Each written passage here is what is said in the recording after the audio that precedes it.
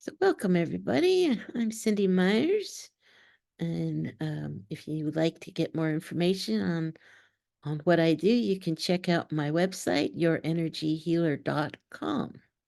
And tonight we're going to do mostly demos, but I thought I'd just do a quick little talk on what emotions are and how your pets can also have emotions and what they do. They can experience PTSD from traumatic experiences, or just absorb a lot or have a lot of experiences that cause anxiety or attachment issues, any of those fear-based emotions.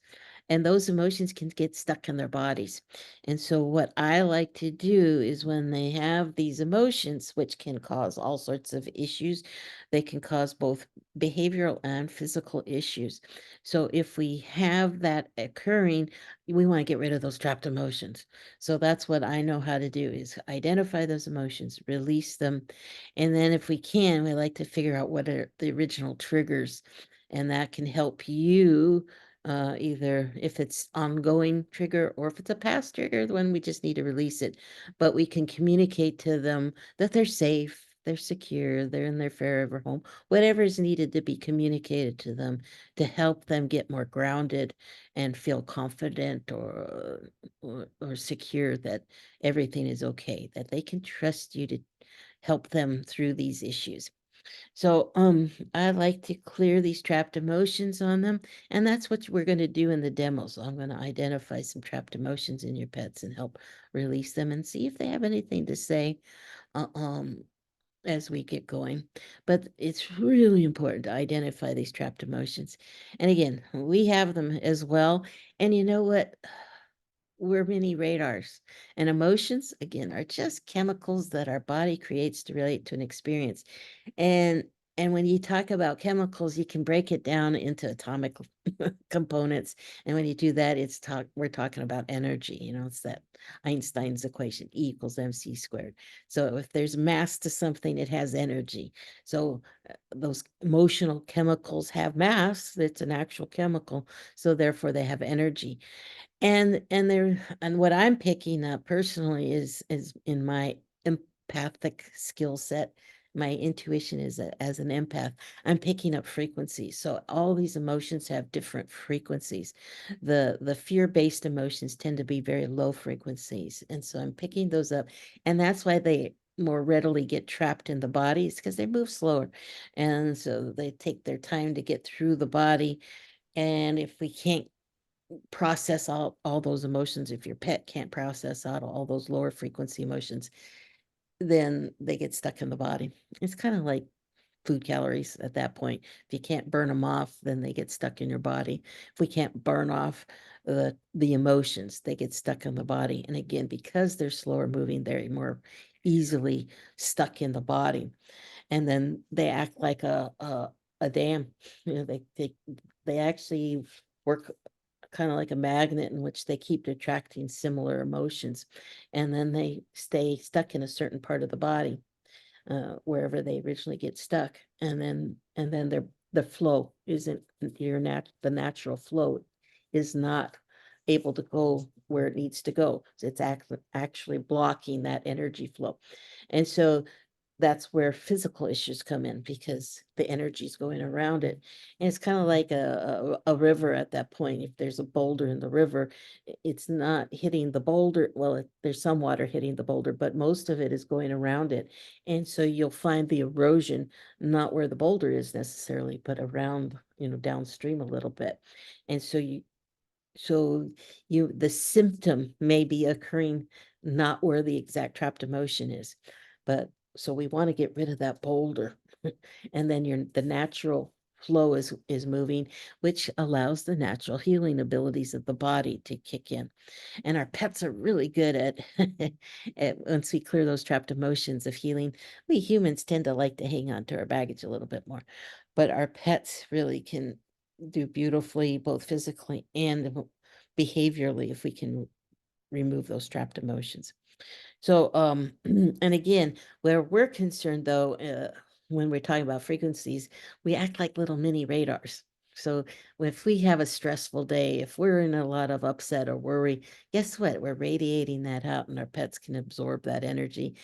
It's common. We all do it. It's not nothing to feel guilty about or bad about or anything else. It is what it is. But just know that, I mean, if you're in a meeting or something where there's a lot of contention, you can feel the tension in the room, right? So you're absorbing other people's trapped emotions as well, or not just trapped emotions, their current emotions.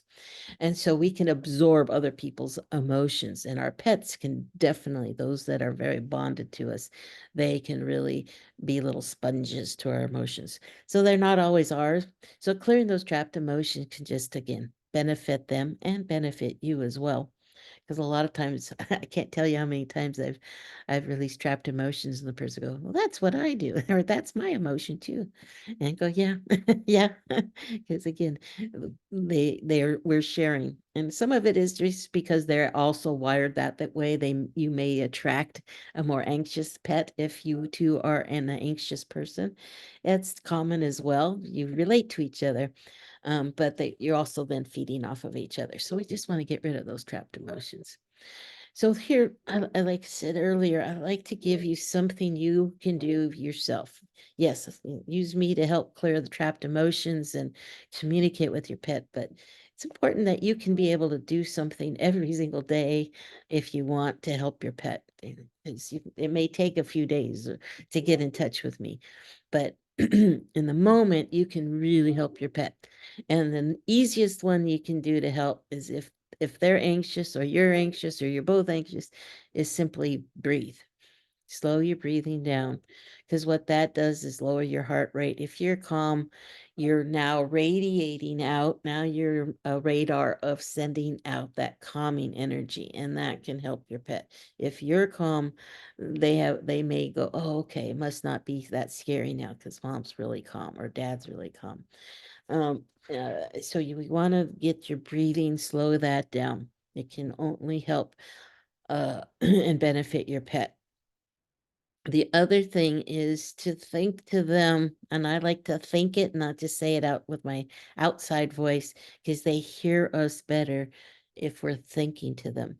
If we're using our outside voice, mm, our pets do get a vocabulary, an English vocabulary, or whatever language you speak in your home. They can get that language, a few words here and there. So if I go wah wah wah cookie, they hear cookie, but they don't hear the other parts of what I'm saying to them. And if they're in an anxiety state, they may not even hear the C word. And I use that because I have a couple behind me and they do know that word. So um so we want to think it to them. They're more likely to see the pictures of what you're thinking. And there's a book by Temple Grandin by that is titled Thinking in Pictures. And she talks a lot about, she's written a whole book on how animals see things using visual um, descriptions versus your verbal. So our words, try and convert it into a thought, and also try and use a positive. That's where it gets a little challenging. And sometimes I will say that out loud just to hear it myself. Is that did I word it in a positive way? Because they tend not to hear the negative. So, for example, I have an alpaca farm, and if they're getting into a little tough and they're starting to spit, if I tell them don't spit, they don't hear the word don't. So guess what? They spit because they just hear the word spit. So you want to be careful. So instead, I've taught myself now to reframe that, and I say, or think it to them, or I'll say that one out loud. Swallow it. Keep it in your mouth. It's the positive. It's what we really want to have happen. So you do want to think about, how do I word it? And then just thinking of higher frequency emotions. So again, if they're in a fearful state, I want to think peace and calm. And again, with my alpacas, when my males were getting into a little tussle again, um, I don't I like them fighting. It's not a good energy. So I would just reach out to them and say peace and calm. I picked your peace and calm, and again, I'm a little radar now, and I'm sending that peace and calm out. And I would say 9 times out of 10, they'd stop fighting like that because they picked up that energy and those thoughts of what exactly we wanted. So you again, you're tuning yourself when if you're not sure what's going on with your pet and they're anxious, if you breathe and just think peace and calm to yourself, you just tuned yourself to that really high frequency emotion because peace and calm is very high frequency. And you're now sending that out. That feels better to your pet than the anxiety energy. And so they're going to hopefully tune to that peace and calm. It really helps a lot. I've had a number of fearful dogs and especially during storms and stuff like that. And if I send out peace and calm, they settle down. They they they will settle down or they will settle down faster. So when I pet my pets, when I pat them, I do a very light touch. When they're anxious, instead of doing a massage, like, because massage is working the muscles, and that's a good, there's a time and place for that. But if they're kind of upset, I actually just want to move the skin. A very light touch, very light touch. Now I'll sometimes just use my fingertips, sometimes I use my whole hand, but I just want to do very light touches. What that does is trigger the calming system. That's why I encourage doing that instead of the massaging, more petting, where you petting them like that with the harder force, because that is not triggering the calming system. The light touches. Okay, so we want to trigger that calming system as much as we can. So the peace and calm, by doing that as a mantra while you're breathing, now you're sending out that peace and calm. And again, it's triggering their calming system versus their adrenaline fear based. Okay, so that's our goal, is to get as much of those calming chemicals in their body as we can. It's like taking an anti-anxiety med or having an IV of it. If you do it regularly, it's like giving yourself a little, when they have those little buttons, you have an IV and you can give yourself a dose of anti-anxiety meds by just breathing and adding in peace and calm. Great for yourself, great for your pets. All right, so let's go with the next slide here.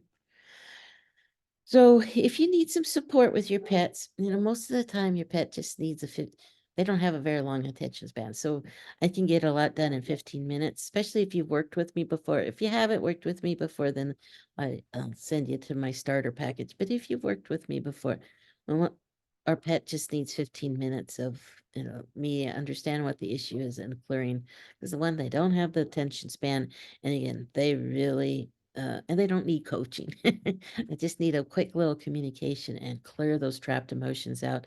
It doesn't take very long. So I encourage you to have some of these in your hip pocket. And you can buy a package of them and have them on hand. It's almost like having me on a retainer, so that when you have an issue with your pet, you can schedule an appointment and just go in and clear for your pets. Um, um, it's a go-to. And it can actually save you a lot of money downstream. Although I encourage you to always check in with your vet, but a lot of times your vet goes, I don't know. If it's an emotional thing, they don't know how to, they're not trained for that piece. That's where I'm trained for. Okay, and so just a couple future events. Next Wednesday, for humans, if you have a lot of dreams and you're curious about what they mean, and or want to grow your intuition, the dream class, believe it or not, is great um, form to study and learn if you're growing your intuition, because your dreams use the same language as your intuition. It uses the language of metaphor. So understanding the language of metaphor, which our dreams use, is really key in developing your ability to translate when you get an intuitive hit. It's also great for growing into your authentic self, because your dreams that's the whole purpose of many of our dreams, is to help you. Not sometimes it's just to help you deal with your day-to-day challenges, but a lot of times they're and statements, by the way. It not only helps you with your day-to-day challenges, but it goes into your deeper challenges that have taken you off course from your authentic self, or like I like to say, my true north. And if I have a good solid true north, then I can stay in course. But when I start drifting off, it's usually through my dreams that I'm aware that I'm starting to drift off. That's what communicates to me what is going on and what's triggering it. But it's not clear. I have to be able to interpret what those messages and what those dreams mean. And so that's what I'm teaching in this class, is giving you some tools and practice. We actually work on your individual dreams so that you can see how it works. There's lots of different techniques, and depending on the class, I'll switch around with the techniques, or maybe specific to your particular dream, I'll switch to a different technique so that we can unravel and go deeper and deeper and deeper with it. There's so many layers. It's just blows my mind away all the time on what our subconscious comes up with to communicate to us what's going on. It's really, and it's kind of fun actually. It's not all just work and sad stuff or hard stuff. It's really quite fun. And then next Wednesday, the Wednesday 2 weeks from tonight, is a healing circle. It's a guided meditation.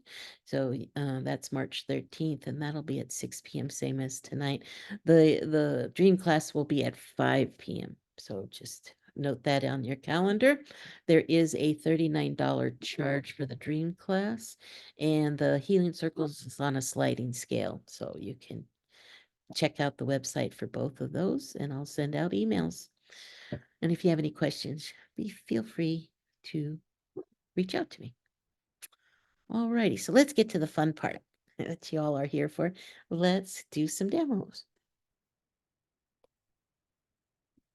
Let's see, I think Elizabeth, are you back on, Elizabeth? Yeah, if you can. Yes, I am. All right, and you're unmuted. Let me share the screen so we can see your handsome churro here. What a cutie.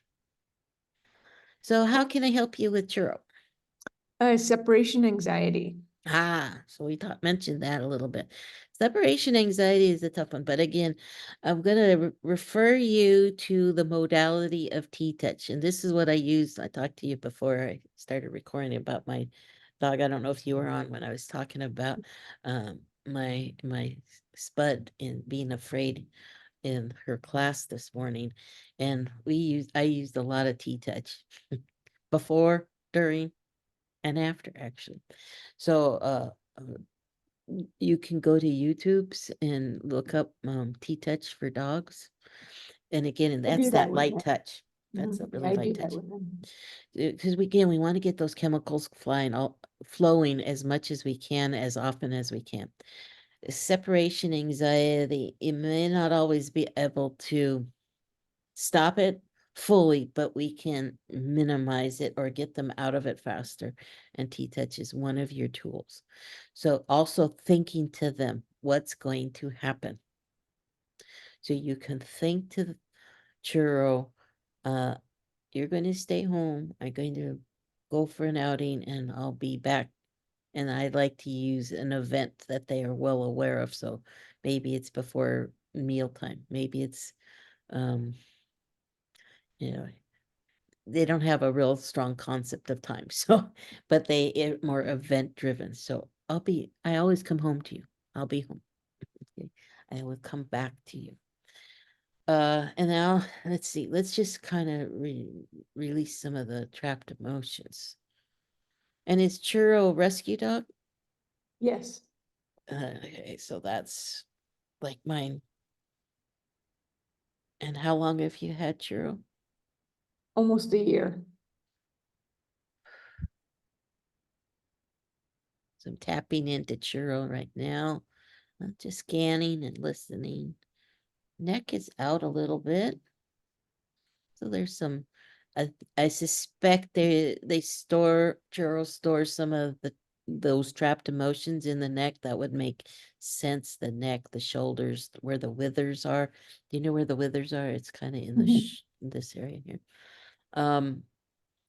That's a common area to store trapped energy and fear. Also, the root chakra, which is at the base of the spine as it goes into the tail. So those are really good areas to work the T-touches to get that energy flowing and get him more grounded. And with a dog that has, or a cat that will let you, if again, I only do stuff like that if they want it. Okay. If they don't want it, I don't force it. But if they like their tail manipulated, just gentle circles, get it to relax. They communicate a lot using what? Their tail, their ears, or another area.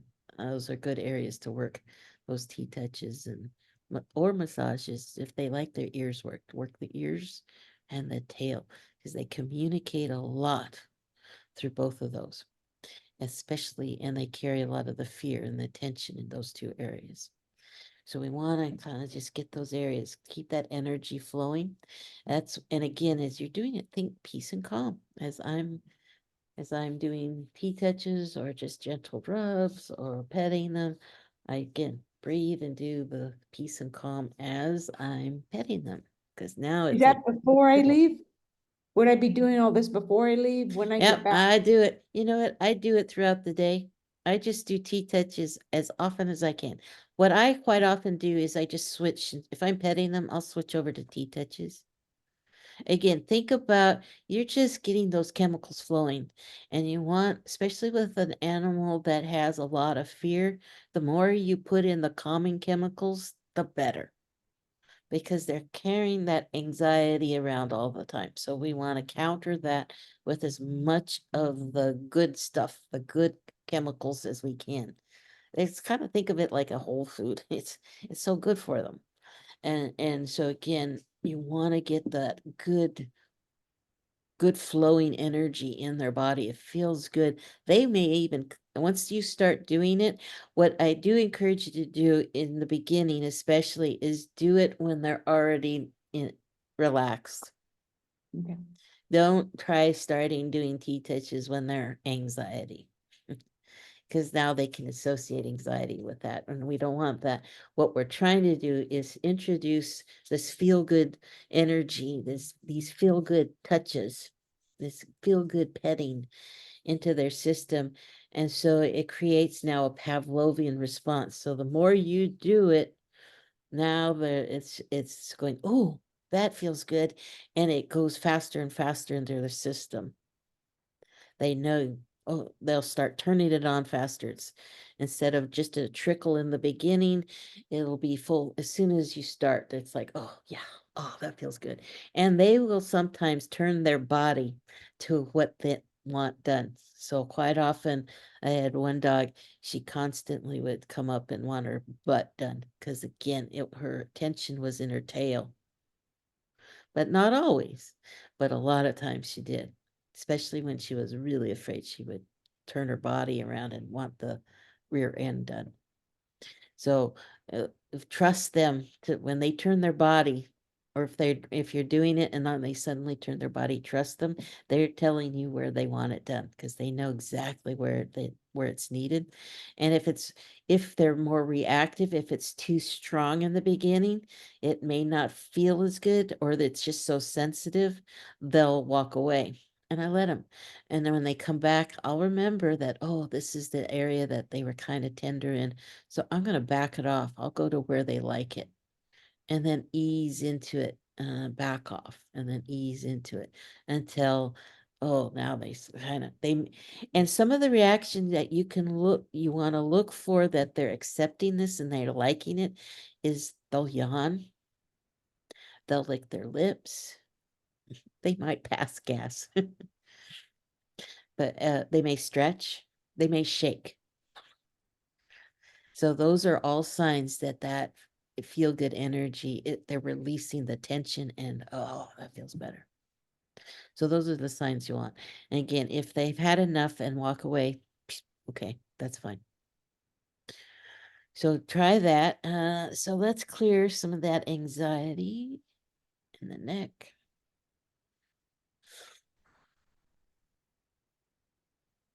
So somebody grabbed the neck a lot. I don't know if their previous owner did. He, Maybe he's did, probably 6 years old. uh-huh. And I don't know if they use, I don't know if you can see scars or not. Did they use, they may have used one of those prong collars? I know that he was abused because he's very, he'll duck if something is raised above his head. And he'll cower, he'll even yelp and run away. Mm-hmm. Yeah. So, and something like really yanked hard on the neck. So that's part of where that is. Um, so if you're doing those T-touches, you'd probably want to build up to the top of the head. A lot of dogs don't like, most animals don't like you to reach over their head. That's kind of, they see that as rude. So, uh, chest, neck would be okay. Shoulders, that's usually a good sign. Does he like his ears rubbed? Mhm. Work Yeah. the ears, work the ears. And then you can work, and my guys, I work on their third eye, which is right here in the forehead. And they really like that, so I'll do Yeah, two he likes touches. his forehead and head But I rub. don't, not to start with. I Okay. don't like it when I start. Don't start So with I'll that. start in the back, someplace where they like it, and then I work up to it. And then I can even come down the nose. Each dog is different. If they're more reactive and bitey, then you don't do the lips. But if they do like it, the lips are really good for calming. But not, one dog likes it, another one does not. So let's see, what else can we clear? Still in the neck. I'm gonna release trauma. There we go. Still pretty tight.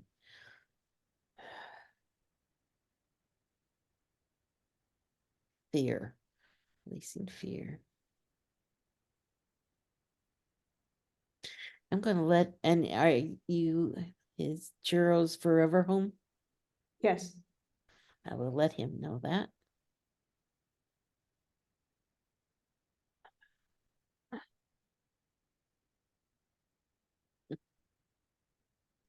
So I just told Churro that you're his forever people, and the response was, really? Really like good. Yeah. Yeah. Like, really? Yes. And that makes him happy. And that he can trust you, and that you always come home to him.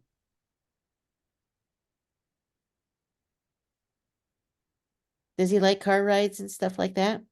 He loves them. Good, good. And I don't know if that's because he's with me and he's not left alone. Or A he's very little of calm and both, calm. but I think a lot of it, he feels like he enjoys adventures as Mhm. long as he's with somebody he trusts. Yeah. Walks and hikes and things like that. He loves to use his nose to Oh sniff my new gosh. things. Mhm. So any of those things are great. That burns a lot of energy off. Um, so the other thing is maybe like a little ritual of, does he like a pen or anything like that? Does he, when you leave, where does he go? He usually goes where he seems to be most comfortable is on my bed. Okay. So I would train him a little bit if you can, that to go make that a settle spot and give him a reward or something maybe he likes. If he likes a Kong or something, give him a Kong, maybe put a towel down so it doesn't get too goopy on your bed. But if he'll chew on a Kong or something that's kind of keeps him busy, and then you just, I'll be back, and go, and then you come back. Whenever you can. So try that as a ritual, that's his settle place. The danger Okay. of that is it could turn into an anxiety thing, but I think he kind of needs the routine. Well, that's what we're looking for, is a routine that might help him know that dogs are different, and a lot of animals are different in that they don't generalize. So when you leave and then sometimes they're here or sometimes they're there and you leave and everything is different, they don't know what's going on. That's confusion. For him, especially if you have a consistent pattern, that might help him, Okay, at least in the beginning, and then you can start generalizing more that he's safe. But let's see if that works, that the communication, if that doesn't help a little, I think separation anxiety usually takes I never know, but sometimes it usually takes a couple sessions before you see a huge difference. So okay. it's a very involved process on Yeah, that one. and I live in multiple places, so I'm only in one place for a few months at a So time. that again, every place is a new thing to him. So Yeah, now you're starting over with separation. right. But he can learn it. It's just that the more you consistent. So if the bed is when you go away, you start him off in the bedroom or the bed in each place you're at, then he'll go, oh, okay, I understand that. Okay, So thank let's try you. it. All right, let's see. Sharon and Oliver. Let's get a kitty. Get a pretty kitty. Let me get the share that. Here he is. There you go. And do I have Sharon on? Can you unmute yourself, Sharon? There you go. There, better. Hi. So what's up with you mentioned that he's got some struggles. So how can I help Oliver? He's almost 15. He was a rescue kitty. I got him as a little kitten and he was very sick. With congestion and stuff. Almost died the first weekend. Hmm. Got him into a vet and then he's, been wonderful ever since, until very healthy until this last year. And he lost over about 2 years, he lost 2 pounds, and they couldn't find anything until fall. They did blood work and said his thyroid, he was hyperthyroid. Mm. So we tried fixing it with food, but I have another cat and she couldn't eat it. It just didn't work with the two cats eating each other's food. So we went with a medicine, and that seems to be working. He's put on about 3/4 of a pound, I guess. Okay. So you're heading in the right direction. Yeah. So let's just tap into Oliver and see what I can clear. Keep his energy flowing as best we can. Again, those T-touches are great for these issues as well. You just want the energy flowing as much as you can. That Okay. supports their body.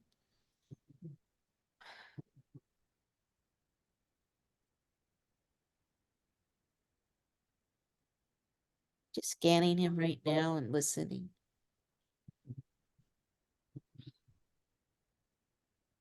Little arthritis too, Oh, kicking in. In the back and hip area, lower back.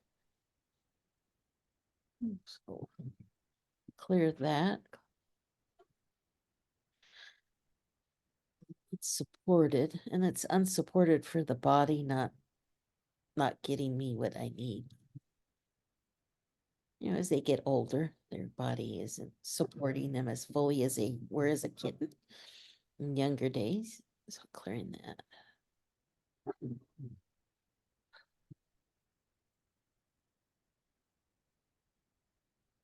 Ooh, getting hot all of a sudden, so that's good. That means I opened up energy flow that was blocked. If I get a rush of energy, it kind of gives me like a hot flash. oh. But that's a good sign. I'm also getting overwhelmed, so I include overwhelm.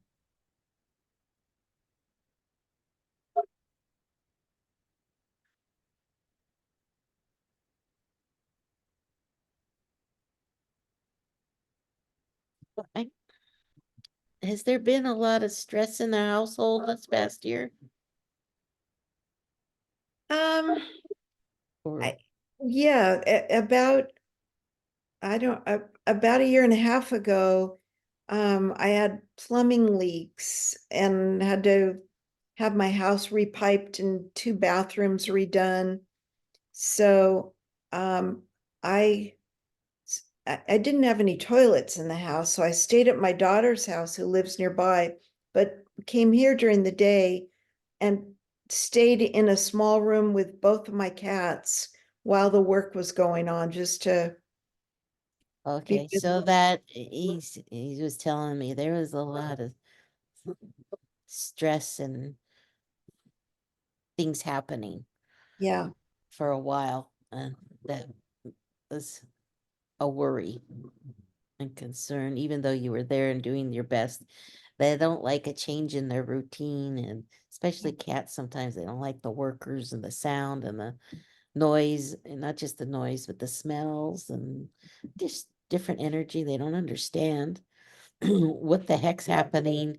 You're not there at night, or, different things happening. So it's just lots of confusion. Oh, yeah. So at least the confusion, they didn't understand what was going on. There's a nice shift again. Oh, that's better. Overwhelm.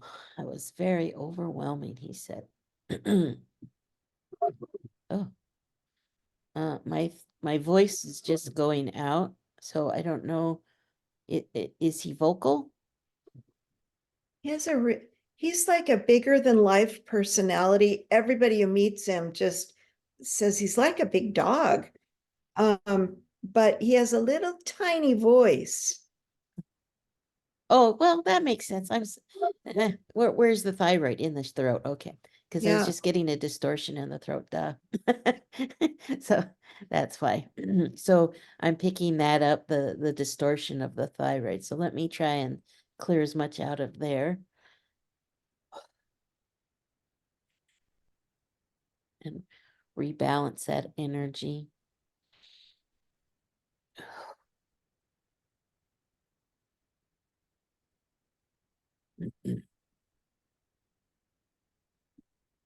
So again, the tea touches, do tea touches in his throat if he'll let you. Nice, gentle ones. okay. And all of a sudden, he had me do the back of my fingers instead of this. Use the back. Or at least right now, he's having me use the back of my fingers to do, again, very soft, barely moving the skin. To show me that might help keep that energy flowing again, to keep his natural healing and energy flowing. And that's where the thyroid is located, is in the throat. So if you can keep that energy flowing, that can support his system a little better along with the medication. Okay. Any other questions? Um, As for an older, he's starting to get to be at that older age, the palliative care, especially with an ongoing issue, keeping those trapped emotions cleared. So again, maybe his weight can be a judge, that if he's starting to um either taper or lose weight, definitely would want to clear trapped emotions as fast as possible. okay. Okay, so those 15 up the package of the 15-minute sessions can be a benefit to him. You'd said something about a starter There's a class? starter package that I do, and it's a 45-minute session, so we get a whole lot of the history of what's going on. I give you a whole bunch more tools to go that you might be able to use, and then I do a whole lot of clearing, a lot more than what I just did, and rebalancing the system Thank and you. communicating with them more too. Sometimes my guides pop in too in that 45-minute. The 15-minute is usually not enough. Yeah, I never know. They pop in when they want. They go, I need to take over. Thank you very much. You're welcome. All right, let's go on to Cindy. And this is Jin, I think. Yeah, he's I'll do this. Is that right? He's 13. Ah, He's an old man who we just want to make sure he's comfortable. Sometimes he doesn't like to eat. He moves with he's got arthritis in the hip. yeah, he moves with difficulty. Especially the right hip. It just came, at least is talking to me right now. The right hip was the loudest thing that came as soon as you started talking. Right hip, what else? Right hip and then the lower back is a little achy. So is he kind of hard to stand up sometimes? Yeah, he likes to be lying down a lot. Yeah.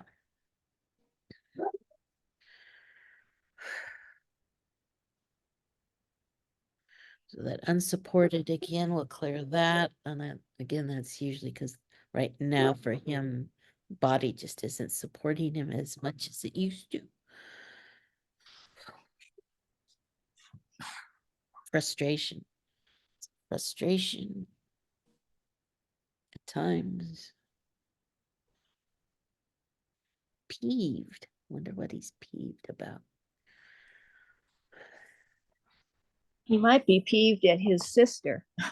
I was gonna say if is there another dog around?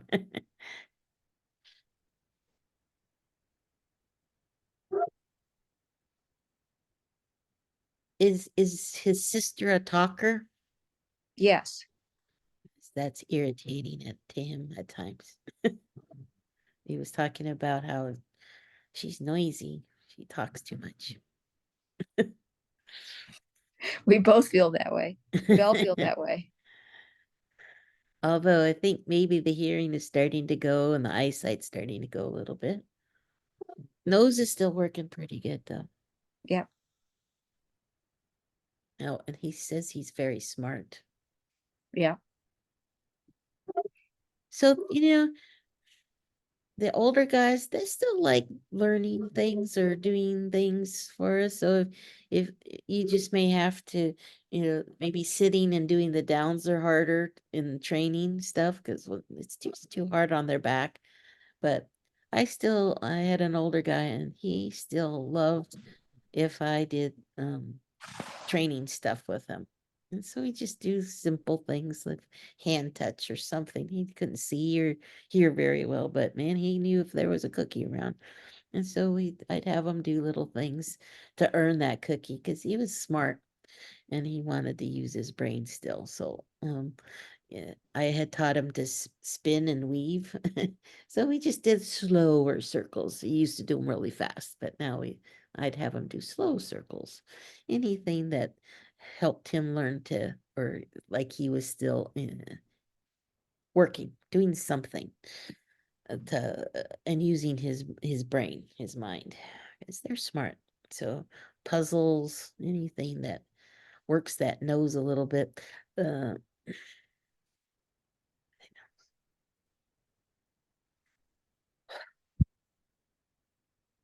He said he's worried.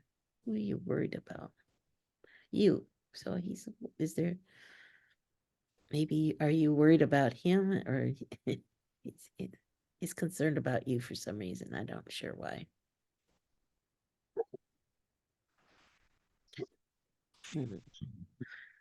I don't know.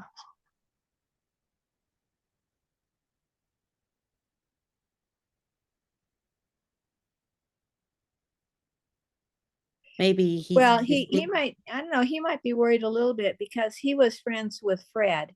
Remember, you helped me with Fred and his transition, Oh, okay.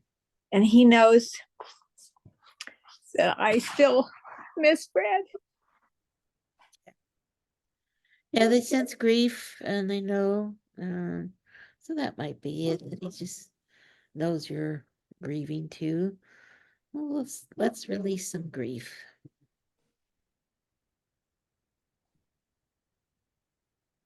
helpless, feeling helpless, like he wants to help you, but he doesn't know how. So I'm just gonna tell him just to be himself. That's the best help. Just love. Be a love bug. He said, I'm good at that. So I'm gonna encourage him to continue doing that for you. But again, yeah, the T-touches can help with the arthritis big time. And then the same thing with probably want to do palliative care if you're interested in that. That can keep that energy flowing and help. It can really help reduce the discomfort by clearing those trapped emotions. It may not fix all the issues, but it can definitely give them a little boost of energy. And so after just even that little bit of clearing, the things to look for are, is he a little, is he able to move a little bit easier? Is he feeling a little bit brighter and more energetic? Those are good signs that the energy clearings are helpful. And then if he drifts back quickly, then it's like, oh, we need to do another more thorough clearing. And then we can kind of tell how often after a 1 or 2 session, we can kind of tell, is it every once a month, once every 6 weeks? Is it once every other week? I don't know. It really depends. And then as they get, usually what happens that, right now he could probably go every couple months, 6 weeks, whatever. And then as he ages more, then that time gets faster and faster. And that's all good indicators or data for you to judge how he's doing physically. Does that make sense? Yeah. All right, Anne, Yes, I don't know the name of this little guy. his name is Christmas. Oh, wait, did I work on Christmas before? You may have, but I His need name to have sounds familiar. it again. Yeah, because that's a good one. Okay. Yeah. Okay. And so he's one of your foster kids. He's one of my foster kids. We just placed him. I've had him for about 3 months. We just placed him in a home tonight Ooh. for a trial for 2 weeks. Oh, But it's a trial for 2 weeks? well, she wanted to adopt him right away, and I said, I think let's do a trial. Let's see how it goes because he's a weird dog. He's just odd. He's can't hear a thing. However, he's not like any dog I've ever had before. He could care less about human beings, and he spends his day walking around, not in circles, but just walking around. He's got, it's like he's investigating. And he was even at my house, he's been here for 3 months and he still investigates and just constantly moving, or he's sleeping. He has no desire to interact with he knows you're there. He'll look at you, and especially if there's food or he wants to go for a walk, he'll look right at you, and he's talking to you and telling you what he wants, but there's no communication back and forth. Like he's so odd. And I thought, well, maybe it's him just getting going through whatever trauma he had, blah, blah, blah. But like the lady who's now doing a, trial thing, she goes, he just has no interest in people at all, except for getting you to walk him or eat. And I How don't is he with the other dogs? He could care less about the other dogs. He's not fearful of them. He has no interest in them. And he's deaf, completely deaf? Completely deaf, has a little bit of glaucoma, but not too bad. And we think that maybe that's why he doesn't like look you directly in the eye. He has to be about 2 or 3 feet away. Well, that makes sense because my eyes started itching all of a sudden. So, Yeah. Oh, his eyes, he has dry eyes. He has to have drops in his eyes. well, that's why my eyes were itching. Yeah. But Okay. he's just I don't know if she's gonna keep him. I don't know if anybody would want him because he's just so non-interactive with humans or other dogs. He's just, and yet you think, well, maybe he has dementia, but he loves his walks and he loves his food and he Yeah, loves. no, I don't feel that. Yeah, sometimes they're just so in their own world, and if he didn't get, do you have any idea how old he is?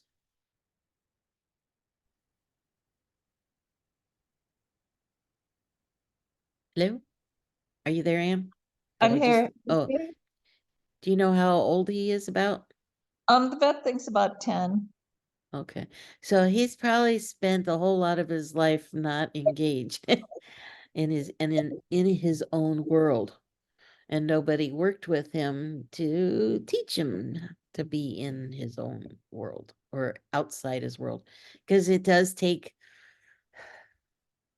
extra training to help a deaf dog, although it's kind of interesting, other than he maybe never was around other dogs so much, because usually if they are with another dog, they take the lead. The deaf dog follows the lead of somebody else, but another dog, but perhaps he wasn't around other dogs enough to learn how to do that. So he just doesn't, he never learned. Uh, There's no and guarantee he didn't have good hearing for a long time and then just recently went deaf. um, it kind of feels like it's been a long time, if not from the Yeah. get-go. Okay, that kind of would make more sense. Uh, yeah, I don't think he's had hearing. If he had it, it was probably lost as a puppy. Really? And so I just don't think anybody worked with him to know about the outside world. He might have been in different shelters and places, but they just didn't know, or whoever had him before perhaps didn't know. It's not an easy thing to work with and train, and you've got to, if you're new to it, it takes different, you got to use hand signals. It's like if you had a deaf child or something, you can't use your voice. You have to work hand signals and different things. Although you'd think that he'd like petting. Does he like petting at all? He will tolerate, he has no trouble being picked up and handled. Because he's what they call a teacup. He's only like, he's 7 pounds. Oh, so he's a little guy. Oh, he's just a little guy and So he he's, might have been carried around a lot, but just he didn't know any different. So he but they doesn't, didn't work to help him learn about the world. he doesn't come to people though, like most No. dogs, if they give you a lot, if you get a lot of love and they're like, oh, more, you know? Yeah, He's well, what's interesting, because usually, a deaf dog can feel the energy of yeah, somebody, and he's not picking that up. So that's very interesting. I don't know. Oh, unless he had some head trauma, maybe that's what caused the deafness. Let's clear that. he's like a rabbit or a cat. He's just so independent and so doesn't interface with humans. It's amazing because he is confident and doesn't seem to care. Because a lot of dogs that have that disability are fearful because things can jump out and startle them, and they don't know where they came from, or a human. They're so, especially a little guy like this. Everything. All he can see is up to your shin if he's on the ground. Oh, and Yeah, that's part of it, is he doesn't probably connect that if that's all he sees, and I'm not sure he knows. I don't know, but I don't understand why he doesn't understand what energy, why he not picking up the love and the caring. I wonder if he was raised by an autistic person. I don't know. I've just never had a dog like this before. Might have just been with somebody that was on the spectrum himself. So they didn't, right, they were wired differently too. I don't know, or he is.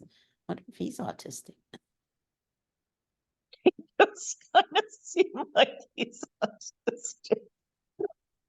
Not to mention- Well, clearing some confusion. Yeah, he's an interesting guy.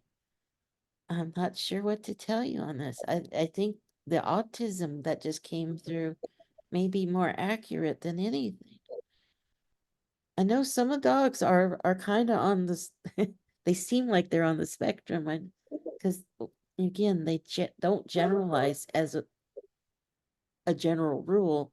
They don't. They see the world differently, and by him not being exposed, I'm not even sure if it wasn't just that he wasn't exposed. He's just not wired for it.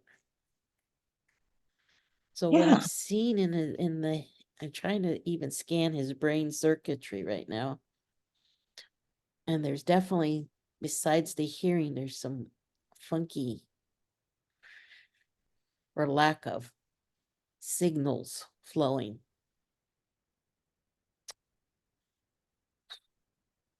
Frontal lobe area is clogged, which is where a lot of the emotions reside, is up here. So I would, if you could find us a vet hospital that wanted to study stuff, it'd be interesting to do a CAT scan on him to see where things are lit up, because it feels like there's not a whole lot lit up in the frontal area, which is where emotions reside. Yeah, because he seems real smart. He knows what he wants, and Yeah. when I first had him, I had him for a few months. When I first had him, when I had him for a car ride, probably to the vet or somewhere, the groomer, I could feel him saying to me in the back seat on the floor, "I don't belong here. I belong in the front seat, and I belong, so I can see what's going on." And So he can communicate. yeah, he can communicate. He's very fearless in a lot of ways, but just doesn't Well, care. I think he needs a specific person. So maybe this person that he's in with can work with him. I think he does need to be like an only dog. Well, he is an only dog with her, but she's feeling the same already. She goes like, all he does is just walk around, and then and he just, anytime somebody comes, he wants them to take him outside. He loves his walks and he knows what he wants, but you have to physically go to him, pick him up, hold him, talk to him. Yeah. Well, again, because he hasn't been taught how to do those things. He doesn't know any different.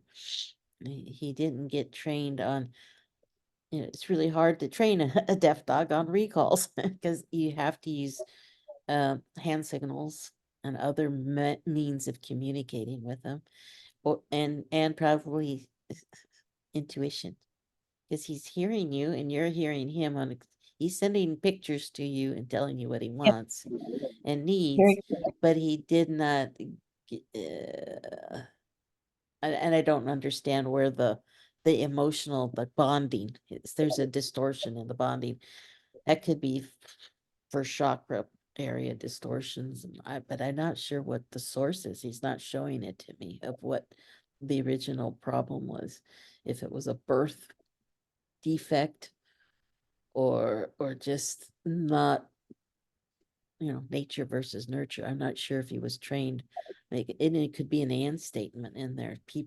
Because he's so unique, you would need to find he would have needed the right home from the get-go of the challenge of working with him.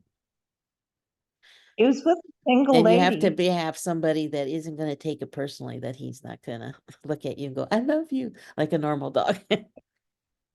Exactly. This is like the third person we've taken him to, and every time we could go for a good hour plus, and they run, he runs around, and in the end, I can just feel this is not a good fit for him, because, and I feel like he's not very lovable. He's cute to watch, but he's pretty, but He needs somebody that needs somebody to motivate to go out and walk, and that doesn't, he'd probably be very good with an autistic person, maybe I should change somebody on a his. spectrum Yeah, that just needs the routine of going for walks and doing this and that, but doesn't need the love of a normal dog gives you. It could be an I autistic person. see. I mean, and he's not, I'm not doing him any good because I've got four other dogs in the house, and he just goes he either's walking around the house or he's sleeping or he sleeps in his corner, and he's perfectly happy. And I'll pick him up and love on him. And then he's like, okay, after about 30 seconds, that's enough. And he wants down. Yeah, well, I would counter that. I would say that you're giving him exactly what he likes. He doesn't need the love, so it's okay. Oh, So, okay. so, um, no, you're giving him exactly what he loves doing, which are walks and getting his food and taking naps. And he's quite content doing his little laps in the house, doing his own thing. And he doesn't want to give you a whole lot of love. And if that's okay, that's okay. He doesn't need to give it to you, and he doesn't need to receive it. Okay. So that's why I'm saying an autistic person could be a right fit for him. Somebody that doesn't need to receive the love and he doesn't need to receive it from them, other than take me for a walk. I'm ready for my walk now. I'm ready for a car ride. I'm ready to do things and have my meals, but don't ask me to love you because I don't know how. Just like a cat in some way. I'm not all cats, but Anyways, I've but got no, some it's cats. different. I think it's different than that, Yeah. Yeah. unless they're, yeah. He's not Okay. feral. He's not No, not at all. maybe a little bit cat-like, but different, very different. This feels Weird. it feels autistic. That's what I feel like. Okay, I will now, not to confuse this, but he was found about 3 or 4 months ago with the woman who owned him, and in her own home, the neighbors found her, and they were both in really bad place.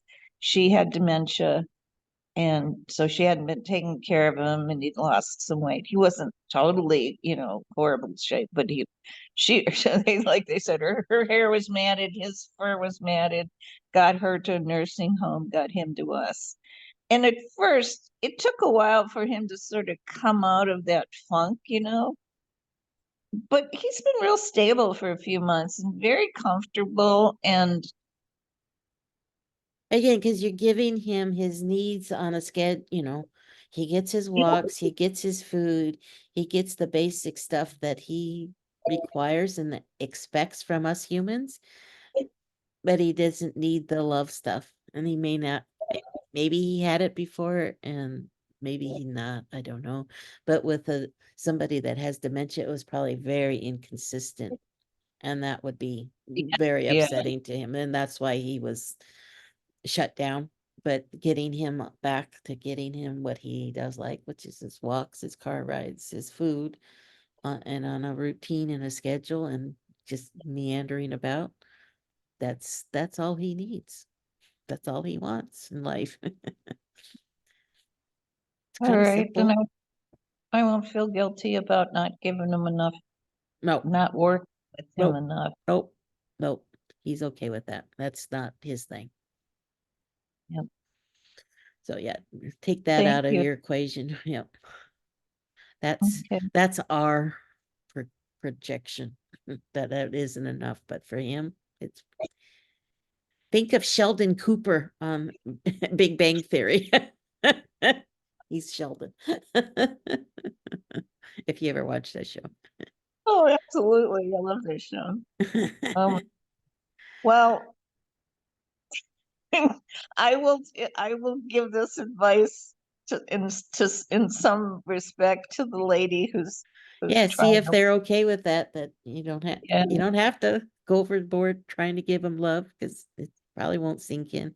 And let it just be natural. If it organically starts to bond with you, yay, but don't take it personally and just give him his walks, do this. He'll be fine. He's happy with that. That's his Thank you. world. Mhm. Oh, Okay, Trace in Juice.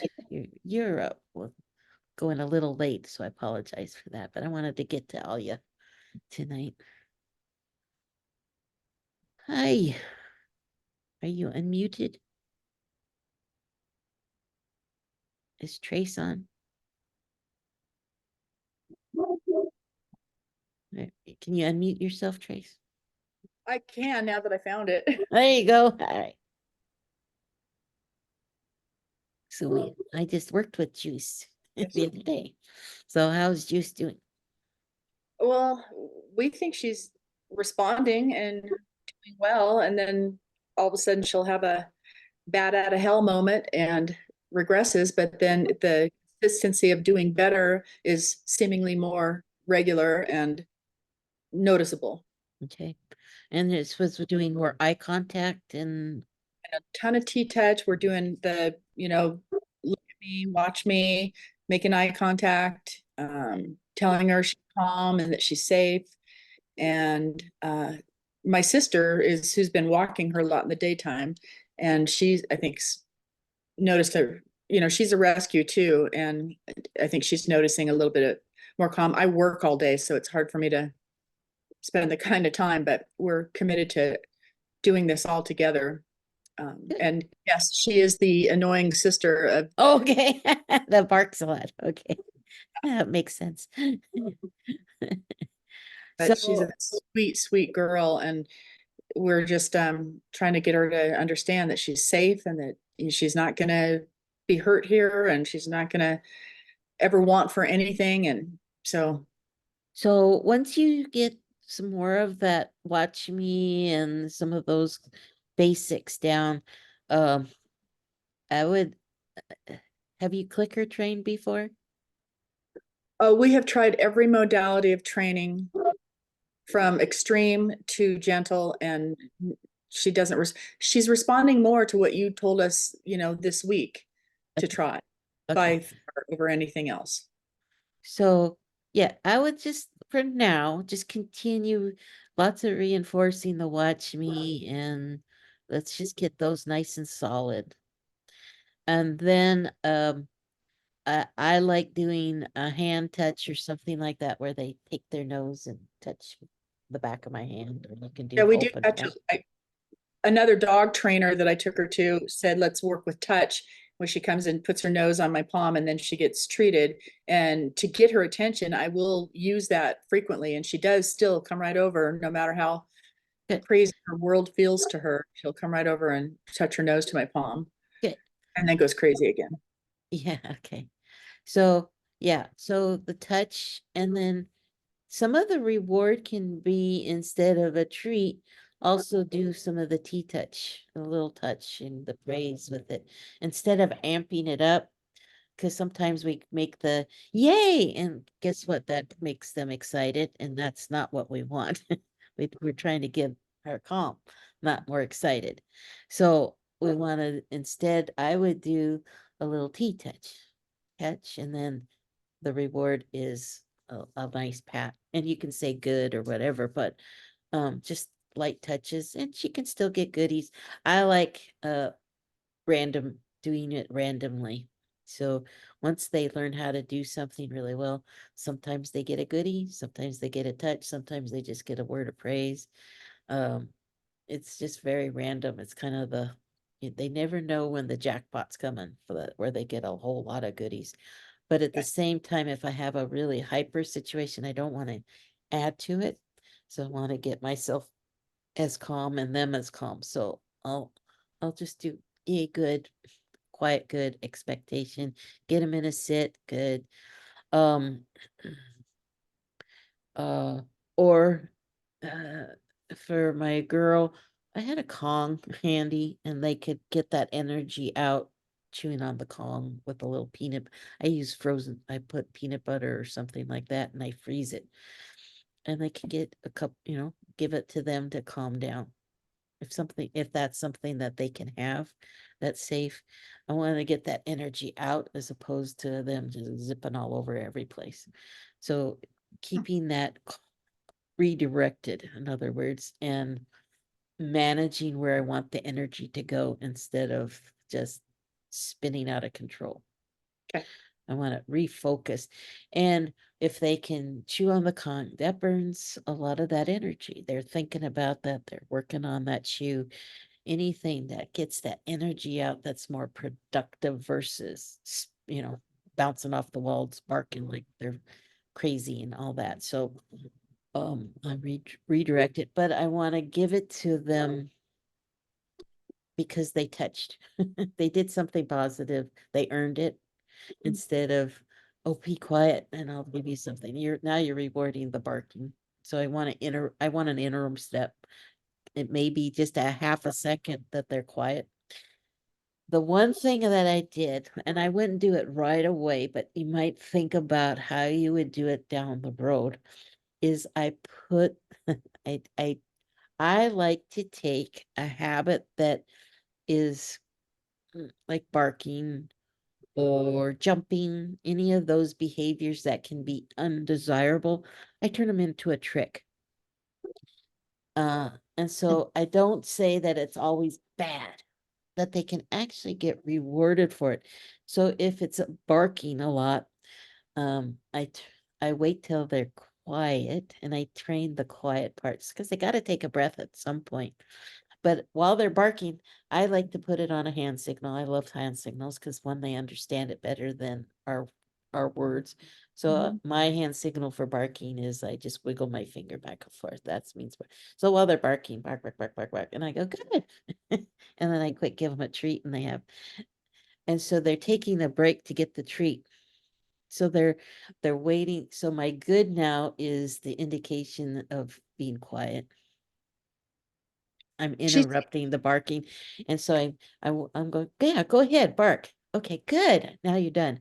So then once I have them learning the hand signal means bark, they're waiting for me to stop, for them to stop. And how many times, when I bring my hand down, it means stop, and they get their reward. So they're learning now to be quiet. So if they're barking, yeah, good, good, stop, give them the treat. And now when I do it, so if they're barking, I've taught them how to count.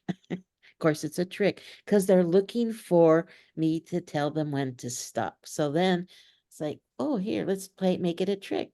So I go, what's 2 + 2? And I 1, 2, bark 4 times. Yay. And they stop because they're going to get the treat. So now I'm making it a trick. What's 2 + 2? And I had my dog doing 2 + 2, and I just make up stuff. And I go, what's the square root of 16? And they bark 4 times, Well, and now they're learning to listen to the question, what is? And they start barking. And I go, click.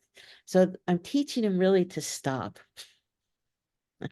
because they're looking for my okay. And I had such with practice and doing this trick that they absolutely love because it's a favorite thing to do is to bark, but they're now making it a trick. So they're, instead of being punished for it, they're getting a reward. So I could do such a subtle head movement that said stop. Hmm. And people just thought they were the most brilliant dogs in the world. How in the world did you teach them to do math? It's like, I learned the math. I didn't learn the math. But it was that good of a trick that they couldn't see where I was telling them to start and stop. So I take the behavior and I figure out how can I make it a trick? How can I make? And now they're using their mind in a different way. They're looking at us now and they're engaging in us on what do they want us to do? When did she want me to stop? So I could get my treat. So now she's really intent and focusing more on you. I wouldn't start with it right now. Keep doing the watch me's and getting that really so that she's really watching you for her signals of what to do. then She- you can does turn seem that to one have- into a great trick. And she'll stop barking more because she doesn't need to, because she's getting rewarded.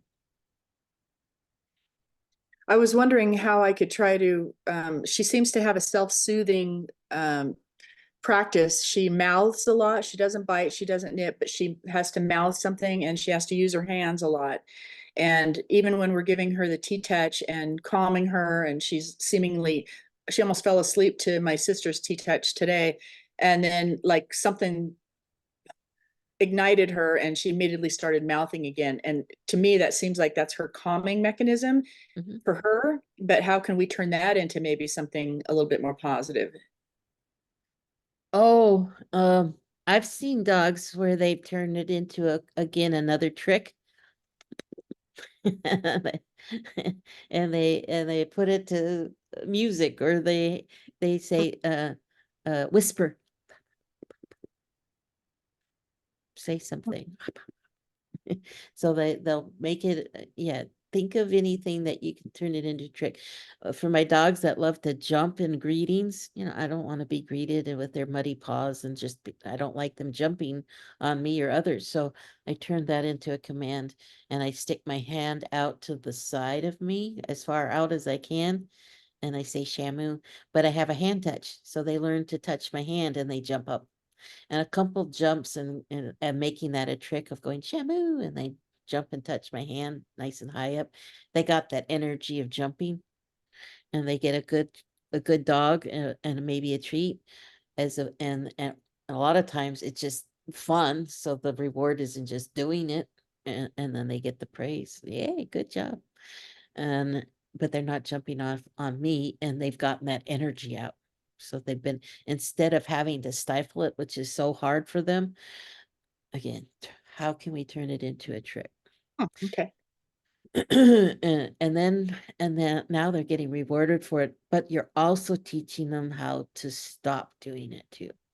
And when is it appropriate to do it versus just doing it because they're out of control.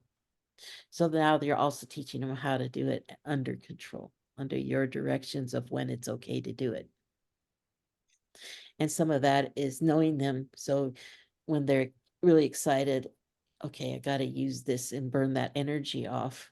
They get rewarded, then they can calm down. But in her case, because it's a balancing act of, because we don't want to feed more excitement on excitement because it's an adrenaline based thing. We really want calming energy first. So that's great that she's enjoying the T-touches. So you want to use the T-touches, figuring out how to incorporate T-touch as part of the reward. Hmm. Instead of just food or praise, because some of those can be adrenaline, exciting, settling. Hmm. We want to get her into a settle. Maybe she needs some of Christmas's energy. Maybe. Just, but this is where, but she's really smart. So teaching her that will help with all those issues, is because her brain is just like wired and excited, and it just doesn't have any direction. So getting it focused on a few things to begin with, and then expand out. Just get those couple things really solid, and then we can introduce another thing to learn, and get that really solid. And then you can add another thing. So just, I taught one dog that was a lot of fun. Um, she learned down. Yay, that was great. And then another trick was spinning. That's a great one to teach, to spin left, spin right. Get that energy out. That's a lot of zoomy energy. Teach them to make a circle, spin left, spin right. Again, they're burning off that energy, but in a productive kind of way. So I taught those totally separate tricks and things to do. And then I decided, you know what, I like to teach her the bang bang trick, bang, and they played it. So she learned how, she knew how to do the down. So I was going, okay, let's do it to the bang that you lay down. Well, on her own, when I did that, she decided to add the spin in before she lay down before she swooned. Not only that, but and this is this could be a nice trick for her because she's so pretty, is I taught them how to do show me your best side, and they turn their head. What's nice about that one is it gets her back to look at you. Mhm. Show me your best side, and then she comes right back to you. Okay. So, so I taught the show me your best side. Now, she combined two of those things on her own. I taught all those separately, but when I did bang, she spun in a circle, showed me your best side, and then swooned. Oh my God, what a drama queen. Very good. And then I added, after she got that down, I thought, oh, well, let's add one more thing. I said, let me check your pulse. So then she learned to stick her arm up so I could check her pulse. And that was her release sign after I checked her pulse that she could, oh, she's alive. And she could get up and get her cookie. So now we added a whole bunch of things into that repertoire of building up off of, 3, 4 different skills into one thing. And it really used her brain. And I used all of those every meal. She had to do some of those things. Again, it was all about getting that energy out, being focused in on me. And it was fun. Okay. It was lots of fun. But she was, when she was little, she was a lot of energy. So I needed to burn that and tension off and that energy. And she was a fear-based dog too. So that helped get her more grounded and more, trusting in me, bonding with me when she was younger to listen. And she was really smart. So I needed to get that brain focused on positive things versus negative things. Okay. So yeah, we got to work her brain. Okay, thank you. Anything else, Juice? She said, I'm sorry. Huh. Because I think she realizes she irritates everybody with her energy. So she just can't help it. So it's our job to help her learn how to get calmer. So let her know. That's our Well, job if you to can help tell her. her that we adore her personality just as much as we Yeah, and so, for her it's annoyance. just to help her get it more guided into something productive that you can all enjoy. Yeah, And you're building on that sweet goofy energy that is productive versus bugging the crap out of everybody, especially your other dog and all of our neighbors. and all your neighbors with the barking. But yeah. So I think that can help you a lot, is just think about how can we turn that into a trick. Anything that is a challenge right now that you see as a problem, you want to think of how can I refocus it into something productive. Okay. Is their way of training it and making it fun. So if it's fun for you, and again, this stuff doesn't take a whole lot of time because they have, especially her right now, she's got the attention of a gnat. So if you spend I would cut up maybe 10 treats the size of an eraser, a number 2 pencil eraser. That's a training session. Yeah. Okay. That's as long as you have to work on something in one setting. You can have multiple settings, but 10 treats and then take a break. Okay. And for her, that might be it for the day even. I don't know, but 10 treats, that's about her attention span right now. I give them a break. Okay. And I do like to end on a positive. So if she's not getting it, turn to something that she does get, something simple they hand that get the last treat. So they don't end on a negative. Okay. Okay, very good, folks. Thank you for coming on today and sharing your wonderful animals with us tonight. If you have any questions or like more sessions, you can reach me at yourenergyhealer.com. I'd be happy to support you with your pets, and I appreciate you all coming on tonight. And hopefully if you don't mind, I'd love to use some of your photos in some of my marketing material. If anybody has issues with that, just let me know. But they're so cute. I want to use them. I want to share them with others. And do we have access to the recording? Yes, I will be, let me actually turn this off for the right moment.